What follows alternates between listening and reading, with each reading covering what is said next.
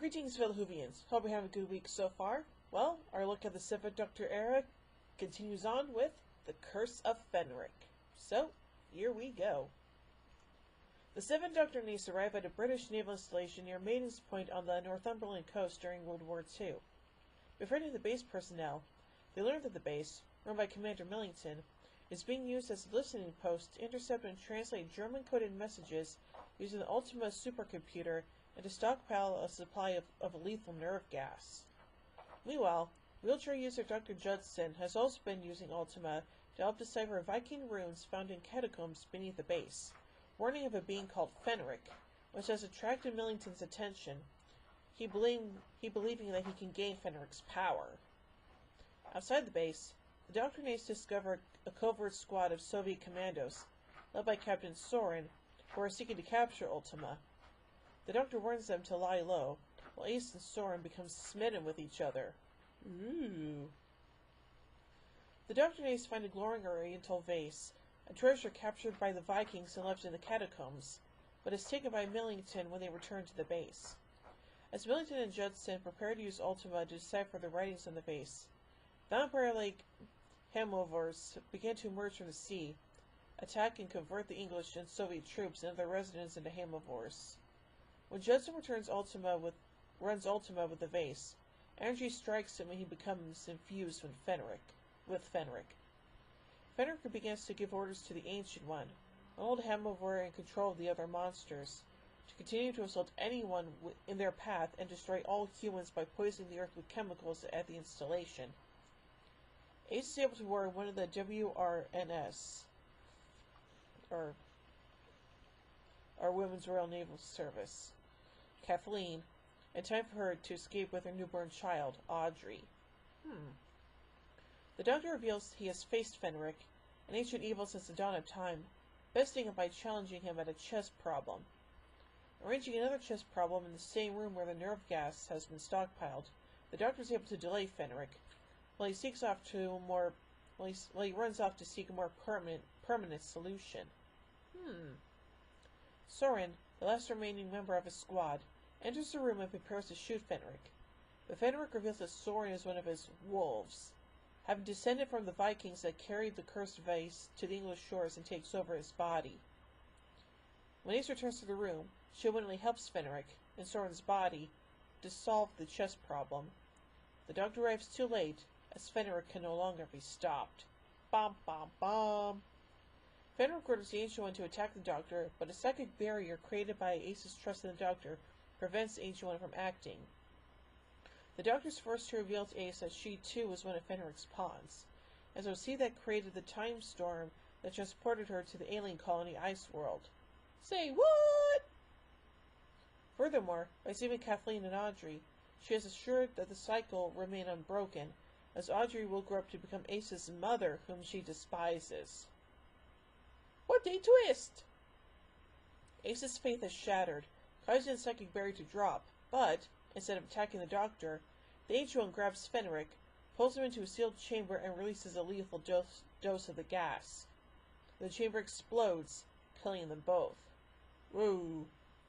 As the Doctor and Ace recover along the shore, Ace takes a moment to contemplate why she hates her mother, and to celebrate overcoming her irrational fear of the water, before she and the Doctor return to the TARDIS. I never knew that Ace had an irrational fear of water. Things you learn every day, even when you're not in school. Anyway, so let's look at the continuity of this episode. The Doctor chants the names of his former companions to ward off the hemovores. Most of the names he chants are inaudible, but a few can be made out, including Susan, Barbara, Vicky, and Stephen, all companions of the first Doctor. Ace mentions an old house in Perryvale. This was originally intended as a foreshadowing of Ghostlight. The resequencing of the broadcast schedule, however, altered it into an apparent reference to a past story. Similarly, the Doctor's new wardrobe for season 26 was intended to be hidden for a large part of this story by a long coat, setting up a dramatic revelation when he removed the coat. These plans are also dashed by the rescheduling. Well, anyway, let's look at the production of this episode, beginning with pre-production. Writer Ian Briggs based the character of Dr. Judson on Alan Turing. In an interview for the DVD release of this story, Briggs said that since at the time it was not considered appropriate to depict a character's struggle with homosexuality in a family program, he transformed Turing's frustration at being unable to express his true sexual identity into Judson's frustration at being disabled. In the same interview, Briggs stated that he intended to suggest that both Judson and Millington were gay and had a shared past, although this was not realized in the finished program. Sure wish it was, though, but whatever.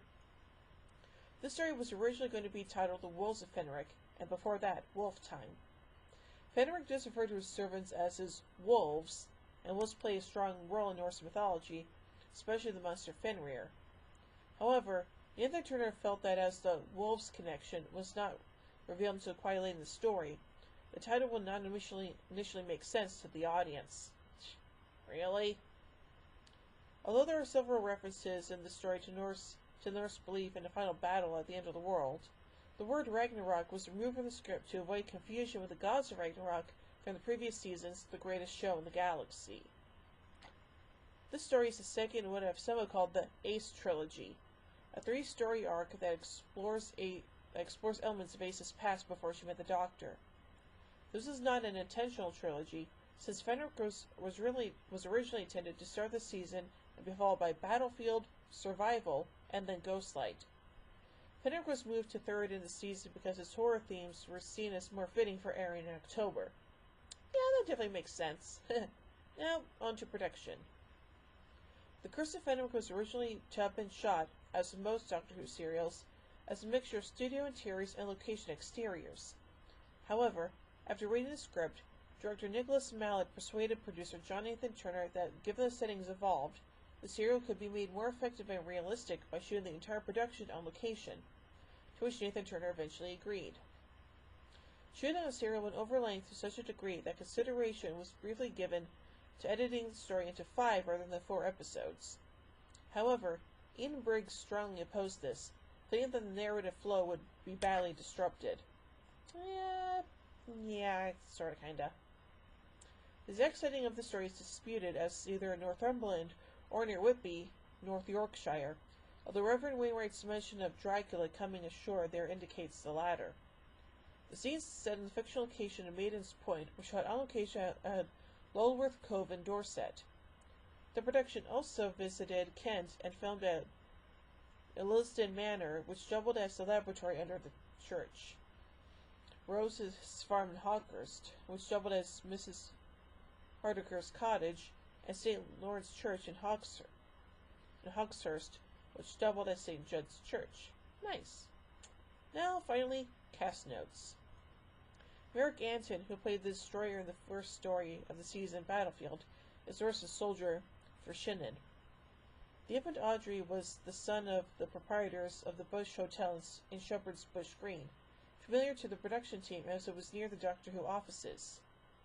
This serial features guest appearances from Disdale Ladden as Dr. Judson and Nicholas Parsons as Reverend Wainwright.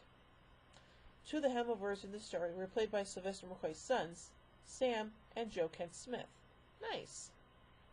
Anna Reid returned to Doctor Who as a plasmavore named Florence Finnegan in the 10th Doctor episode Smith and Jones. Actress Janet Henry was a school friend of Sophie Aldred's mother. Her character, Miss Hardacre, in this serial was modeled on the parts she played, again as a schoolteacher, in 2 Dennis Potter dramas, Stand-Up Nigel Barden from 1965 and The Singing Detective from 1986. Henry returned to the series as Mrs. Pitt in the 12th Doctor episode Mummy on the Orient Express. Nice.